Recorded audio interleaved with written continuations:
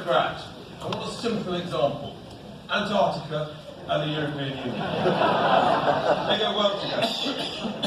Our next speaker, ladies and gentlemen, needs little introduction, but it is just worth reminding ourselves the commitment to the cause that he has given. Possibly the original Brexiteer, he has devoted over 25 years of his life to getting the United Kingdom out of the European Union. And he, the courage to do that, the bravery, the abuse, not only to him, but to his family, his children, has been utterly hideous to watch. But he is a man of bravery and huge courage. Not even a small problem with an aeroplane could keep him down. When it crashed on one election day, he pulled himself out, he wiped away the blood, he stood up, he dusted himself down, and he pulled out a fag and lit it.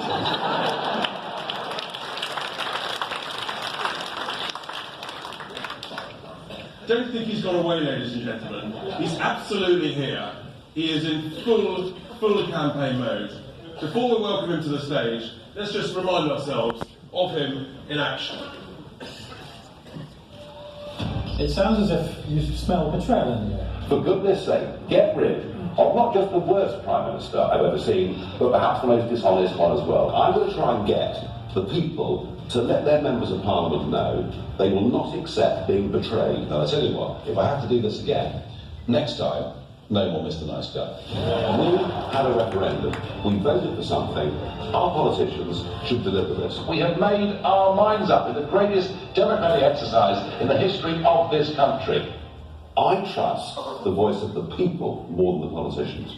Please welcome to the stage, Nigel Farage.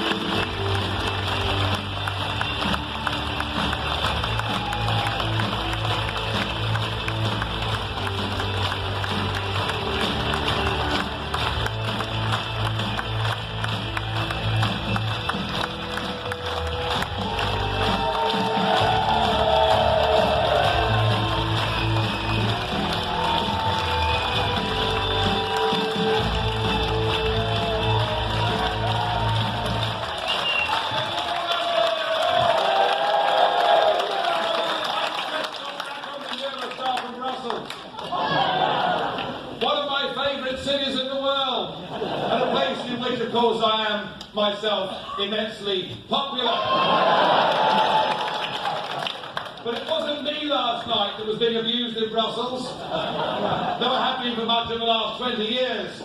No, the abuse that was going on last night, the arrogance that was going on last night, the bullying that was going on last night, the thuggery that was going on last night was coming from unelected bureaucrats, people like Jean-Claude Juncker treating, and I'm not a fan of Mrs. May. Oh no. But when she goes abroad, like it or not, she is the leader of our country. And to see her being talked down to by that bunch of gangsters yesterday was a shaming moment.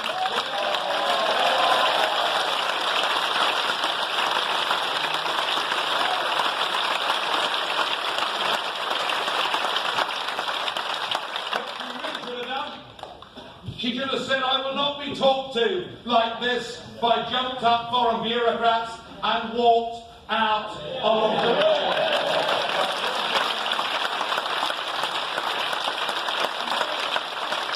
In a midnight press conference, Jean-Claude Juncker uses a variety of terms of abuse about the British Prime Minister and her negotiating position, and says that much of her approach has been nebulous. And this morning, did you see the film? She confronted him. She said, "You called our approach nebulous." And Jean-Claude Juncker denied it. Well, of course he denied it. It was after a good dinner, wasn't it? But honestly, what we saw was appalling, and we've seen it from the very start. This organisation, this European Union, is not just a fundamentally undemocratic place, it's an anti-democratic place. And you know, we were told by the Remainers in the referendum that a vote to remain meant everything would stay the same. Well, think what has happened since 2016. Hungary have had their voting rights suspended. Poland have had their voting rights suspended. The new, and in my opinion, rather splendid Italian government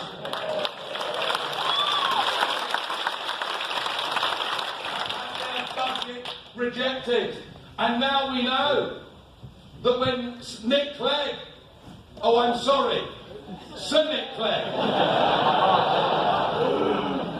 when Sir Nick Clegg told us that it was a dangerous fantasy to imagine there'd be a European army, now the plans are clear, there will be a European army by 2025. Now the plans are clear, they will have foreign policy without veto. They will continue with their programme of expansion, and all over Europe, on the left and the centre and the right, we are seeing new political parties and movements rising up and saying, we wish to be nation states, proud of our identity, our culture, our nationality, and, most important of all, our nation state democracy. Thank you.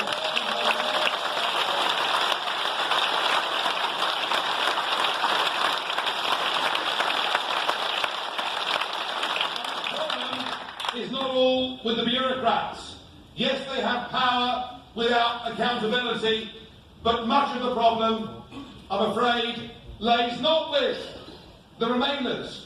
Look, they never accepted the referendum result, did they? They campaigned from day one, from June the 24th, Tony Blair.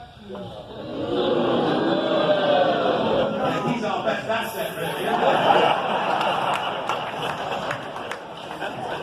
Must admit, the one person I do respect on the other side is Michel Barnier. Because what he's done is to run rings around our useless civil service and a Prime Minister who was a Remainer, and I'm sorry to say, still is a Remainer.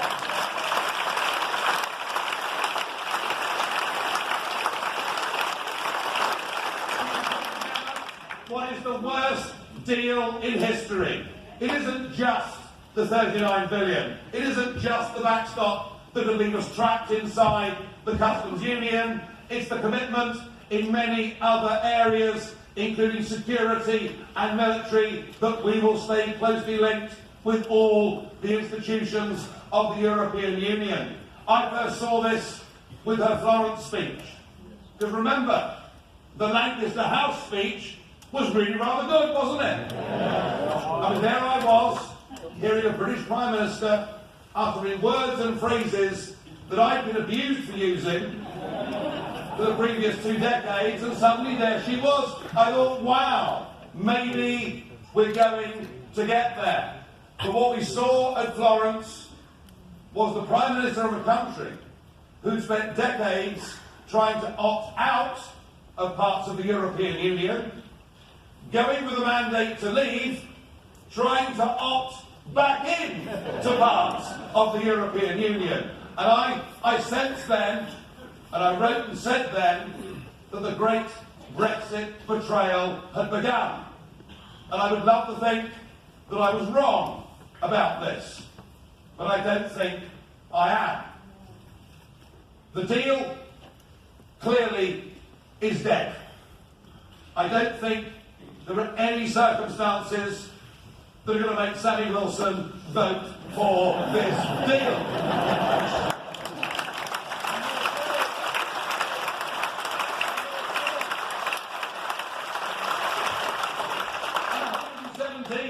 Conservative, well, they're not all backbenchers, of course. Some of them are ministers who simply lie about the way in which they voted. Duplicity is not just the Prime Minister's reserve. But it's pretty clear that unless Jeremy Corbyn decided that Labour would rescue the government with this deal is not going to go through. And we can raise half a cheer that this awful deal, this worst deal in history, is not going to go through. But we do, with 15 weeks to go until the day that we're due to leave the European Union, we do actually now face perhaps a pretty clear choice as to what is before us. One choice before us that is laid down in legislation that exists today is that we will leave without a so-called deal and become an independent, self-governing nation.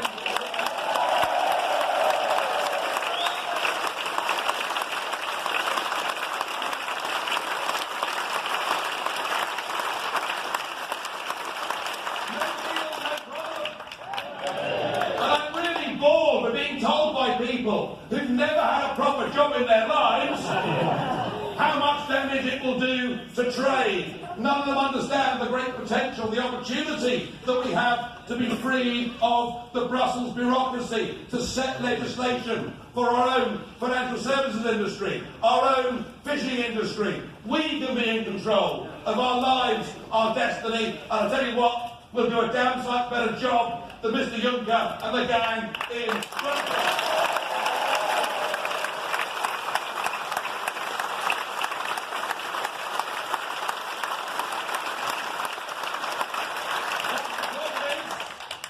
The problem is, will this Prime Minister and will this Cabinet that includes people like Philip Hammond,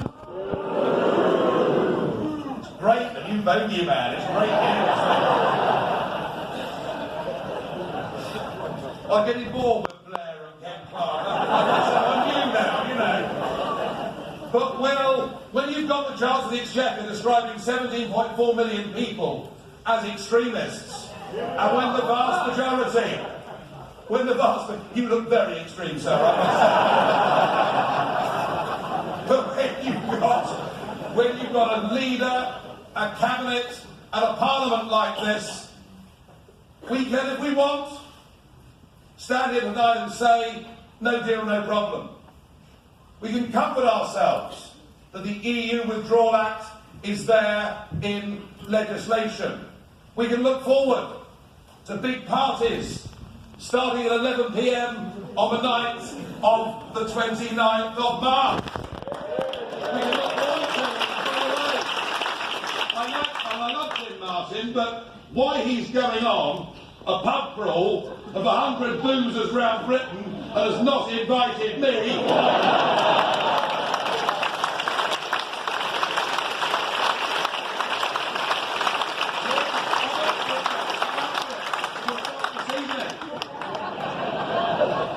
And we can comfort ourselves with our rhetoric, with our knowledge and our belief in who we are and what we are, and to celebrate that greatest ever democratic exercise in the history of our nation will come to fruition in 15 weeks' time.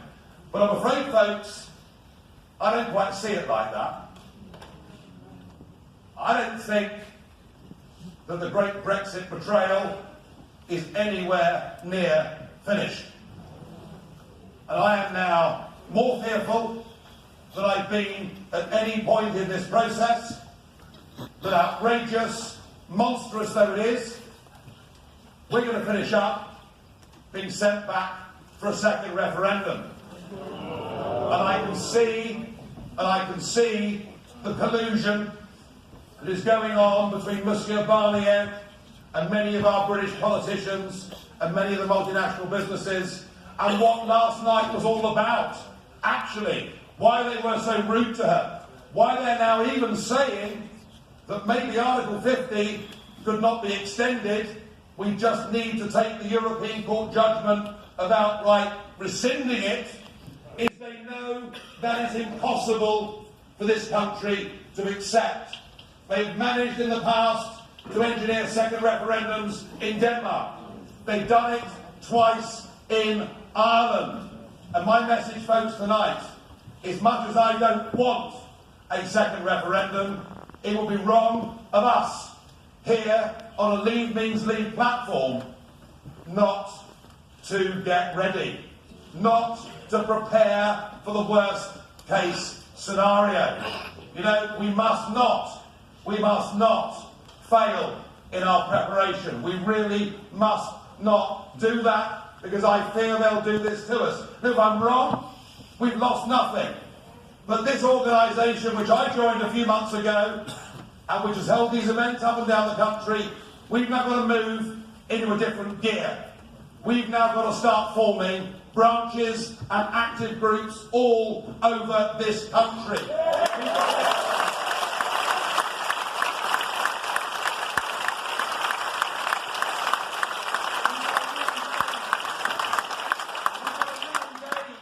With those millions of people who've never voted in their lives before, some of whom are now saying to themselves, what was the point of voting? We've got to connect with them and give them hope, and many of them, particularly in the Midlands and the north of England, we have got to become the group that is ready for whatever contingency. And if all our efforts and all our money and all our preparation for whatever may come to nothing, because we leave on 11 p.m.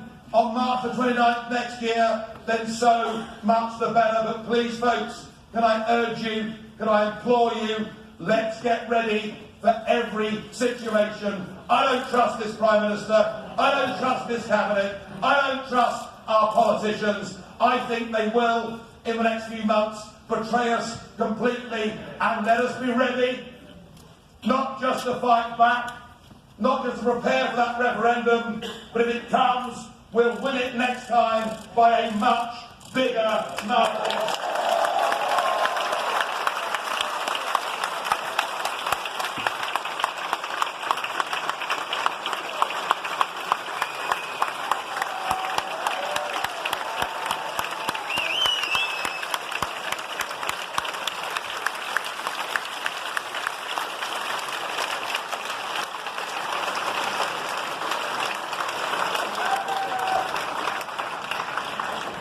As you can see, this is just a quiet night for Nigel.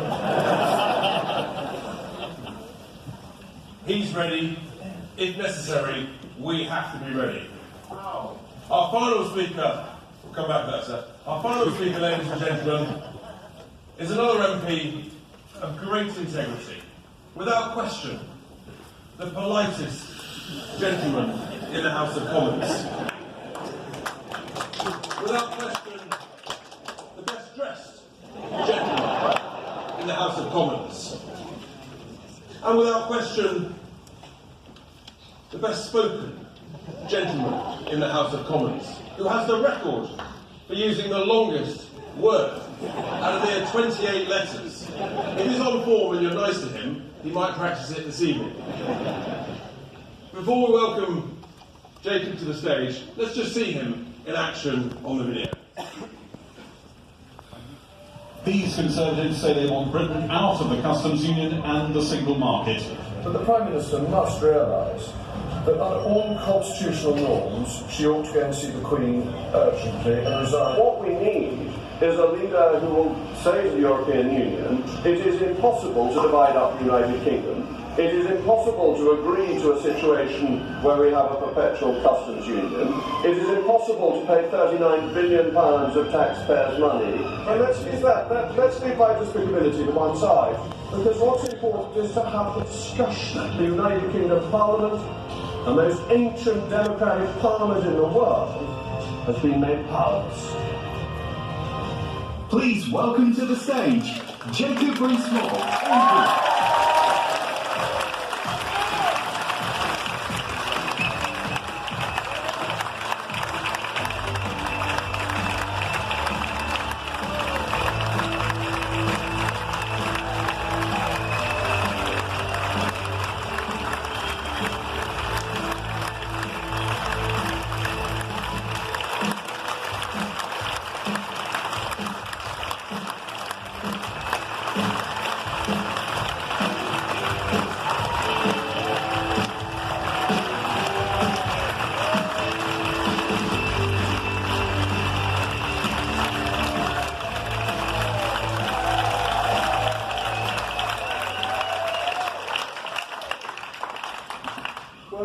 gentlemen, thank you all for staying. You always think you're the last one off. People will have headed to the bar by this stage of the evening, so I'm extremely flattered that you have restrained yourselves and will be going at one of Tim's pubs later.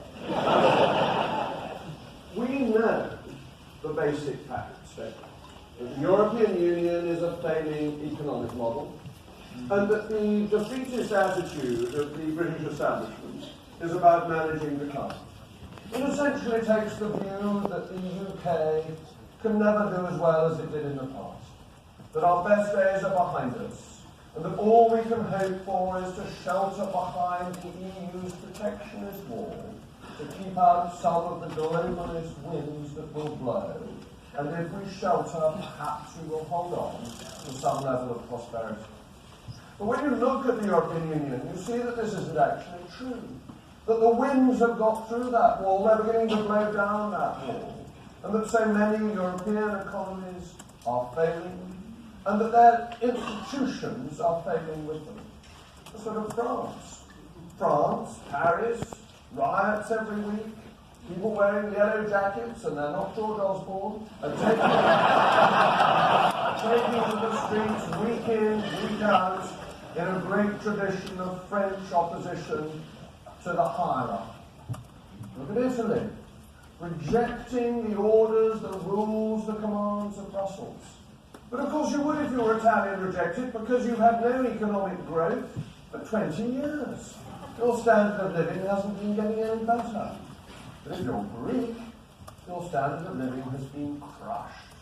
Now we know all this, but we also know that actually the way to achieve prosperity is to have those key things that make a prosperous state.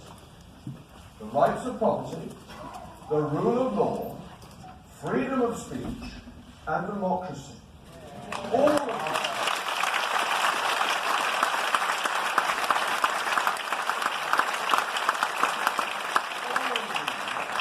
are essential components of success. If you take a single one of them away, you find that the others are not protected. So free speech protects democracy. Democracy protects the rights of property. The rights of property are part of the rule of law. The four always come together. But in the European Union, one of them is taken away which undermines the other three. And that is the democratic issue. When you look at European competencies, there are things that as a member of Parliament you can no longer do.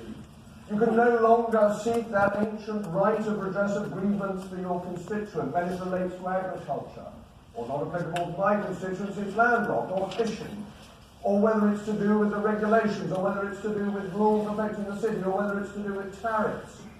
All of this, ladies and gentlemen, is outside your democratic control. It's been passed up to a higher authority. And we need to remind ourselves why this matters. Because here we are, we're 2 and a bit years in, and we're looking at 585 pages of text. 68 pages. You know what 68 pages do? They list one by one all the regulations that are going to apply to Sally, not to me. 68 pages. They just list them by number. They're not writing out all the regulations. They think you're getting excited. There's only 68 pages of regulations. No. It's 68 pages naming and listing the regulations, which are thousands and thousands of pages when you turn to the regulations themselves.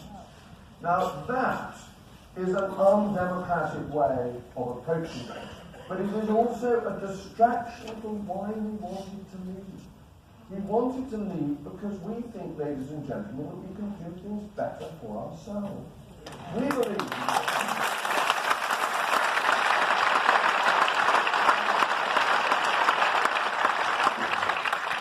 understanding of society and political life. We believe that individuals coming together into communities form society, and that from that society we get a nation state, a government that has legitimacy because it relates to the people who founded it. We have a conception of parliamentary democracy and sovereignty, where Parliament has authority not falling from it on high, but given to it, ladies and gentlemen, by each and every one of you for a 5-year term, returnable to you intact at the end of that 5-year term. We think that is how our society is created, how our nation is created, and that is where legitimacy lies. And that theory is great and powerful and important and inspires us because our nation's story is so intertwined. But it's there for purpose. It's not there because it's a good idea or because we've done it for hundreds of years. It's there because it leads to the most prosperous society that you can imagine. And we know that when we look around the world, because we know that the societies that work best are the ones that have the systems that we have evolved, that they have in fact copied from us. We look at the United States, the richest country in the world, and we see that it is based on our governmental systems, the rights of property, the rule of law, freedom of speech, and democracy. And so we see historically that prosperity comes from these great things, from our core democratic values. And so when we look at leaving the European Union, we are banishing the idea of managing decline. We are saying instead that through our own efforts, through our willingness to be entrepreneurs, to have novel ideas, to take risks and to implement what we want to do, we can make the standard of living of the British people better. And then we can look at the details of how we do that. It's been quoted before, there is not a country in the world that has traded freely that has ever got less prosperous from doing so. Because we believe that we should put the consumer first and that the price of goods for the consumer should be lower. Why? Why don't we protect inefficient producers instead? Well, the reason is that if consumers have better value, they've got more money to spend on other things. They've got money that they can save, and that gets lent to business, encouraging more business. There is a virtuous circle that is created by reducing the cost of transactions. And our starting point is opening up to free trade by removing tariffs. But it goes further than that. Because the EU is equally in this business of managing decline. And therefore what it wants to do is to regulate to keep producers from the rest of the world out, to protect inefficient European producers. The regulations are not about health and safety. That is the excuse, the pretext for making lower cost producers unable to sell into European markets. And that makes all of us less well off. It means our own producers have a full sense of security and a protection that is not in the end going to make them prosperous and successful. And that if we can therefore remove tariffs and remove non-tariff barriers, we open ourselves up to improving all our standards of living.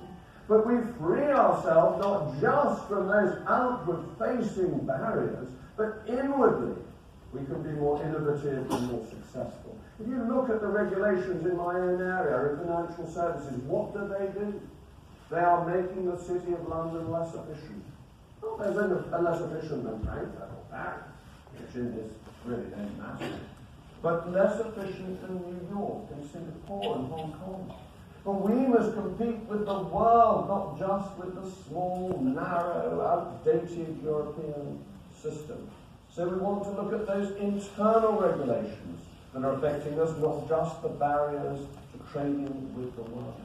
We need the regulations that affect the 87% of businesses that don't trade with the European Union, yet have to follow the regulations as if they did. But ultimately, ladies and gentlemen, this is about whether or not you believe in yourselves. Do you think, as you sit here, that the decisions you make for yourselves will be better decisions than other people can make for you? Do you think that your economic decisions and your life decisions should be made by you or by these wise people on this panel? However good we are, you still make better decisions for yourself and just think we could be European commissioners. You know that it is in your hands to succeed. We know it's in our nation's hands to succeed. We are taking this wonderful, this exciting, this generational opportunity to take back control, not because we simply believe it as a matter of dogma, but because we know it will make us more prosperous, stronger, and more successful in generations to come. That is the prize. It is so exciting in all the discussions on the 585 pages. Do not forget that taking back control is about doing things better, succeeding and prospering.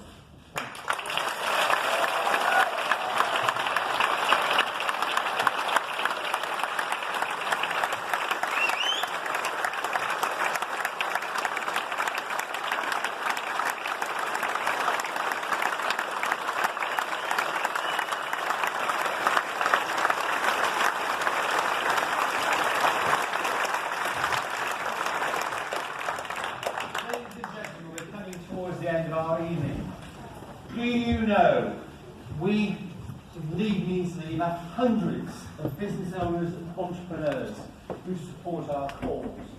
They believe in Britain. The establishment of Britain do not believe in Britain. This is the problem we are facing. When I made my speech at the British Chamber's conference in March 2000,